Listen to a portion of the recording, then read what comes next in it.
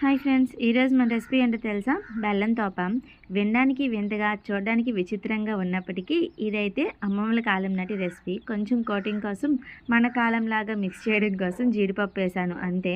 ఈ రెసిపీ నాకు మా చెల్లి చెప్పింది. కొంచెం విన్నప్పుడు నేను కూడా వింతగా ఫీల్ అయ్యాను. బెల్లం తోప ఏంటే అని అనేసి, కానీ టేస్ట్ బాగుంటుందాక ఒకసారి ట్రై చేయు, హెల్త్కి కూడా చాలా మంచిది అని చెప్పింది. సరే చేస్తానని చెప్పేసి ఎలా చేయాలో దానికి అడిగేసి చేశాననమాట. ఫస్ట్ ఒక కప్పు వరకు బెల్లాన్ని అయితే తీసుకున్నాను. బెల్లాన్ని తీసేసుకొని అందులో ఒక అరకప్పు వరకు వాటర్ వేసేసి మరిగించుకున్నాను. బెల్లం పూర్తిగా కరిగిపోయిన తర్వాత అది వడపెట్టేసి మళ్ళీ అదే గిన్నెని నీట్గా కడిగేసి గిన్నెలో వేసి స్టవ్ ఆన్ చేసి పొయ్యి మీద పెట్టేసుకోవడమే.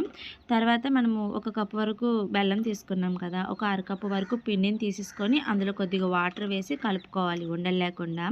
ఇక్కడ మనం బెల్లం నీరు కొంచెం ఎసరు బాగా మరిగిన తర్వాత పిండిని ఒకసారిగా వేసేసి రొట్టెట్లో కలుపుకుంటే ఉండలు కట్టకుండా ఉంటుంది. ఆ తర్వాత రుచికి తగ్గట్టుగా ఉప్పుని కూడా యాడ్ చేసేసుకొని నీట్గా దగ్గరగా అయ్యేంత వరకు కలిపేసుకోవాలి.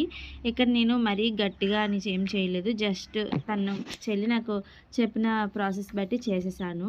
తర్వాత కొంచెం నెయ్యి అయితే అప్లై చేశాను. నెయ్యి వేసిన తర్వాత మాత్రం దీని వాసన ఇంకా టేస్ట్ అదిరిపోయింది అసలు. సో నెయ్యిని మాత్రం మిస్ అవ్వద్దు. నెయ్యిని ఒక స్పూన్ వరకు మాత్రం వేసేసుకోండి. నెయ్యిని వేసేసిన తర్వాత ఒకసారి మొత్తం పిండి అంతా కలిసేలా కలుపుకొని, చెప్పాను కదా మన స్టైల్లో ఈ టైప్లో వంట అవ్వాలి అంటే జీడిపప్పు కోటింగ్ వేసాను అనేసి. సో అందుకే జీడిపప్పు వేసాను. జీడిపప్పు వేయకపోయినా టేస్ట్ చాలా బాగుంటుంది. జస్ట్ జీడిపప్పు మధ్య మధ్యలో మనకు తగులుతుంటే టేస్ట్ ఇంకా బాగుంటుందని చెప్పి మాత్రమే వేసాను. తర్వాత ఇలా దగ్గరగా అయిన తర్వాత స్టవ్ ఆఫ్ చేసేసి చల్లగా అయ్యేంత వరకు పెట్టేసేయండి. చల్లగా అయిన తర్వాత మరీ చల్లగా కాకుండా కొంచెం గోరువెచ్చగా ఉండేటప్పుడు సర్వ్ చేసేసుకుంటే చాలా బాగుంటుంది టేస్ట్. ఒకసారి ఇలా ట్రై చేసి చూడండి. హెల్త్కి చాలా మంచిది. ఆడవాళ్ళకి ముఖ్యంగా నడుము నొప్పి ఇలా ఏమున్నా సరే వీక్లీ ఒక 2 or 3 టైమ్స్ రోజు తిన్నా సరే ఎటువంటి ప్రాబ్లమ్స్ లేకుండా కొంచెం బలంగా ఉంటారు. ట్రై చేయండి. ఇలాంటి మరిన్ని వీడియోస్ కోసం సబ్స్క్రైబ్ చేసేసుకోండి. Thanks for watching. Bye guys.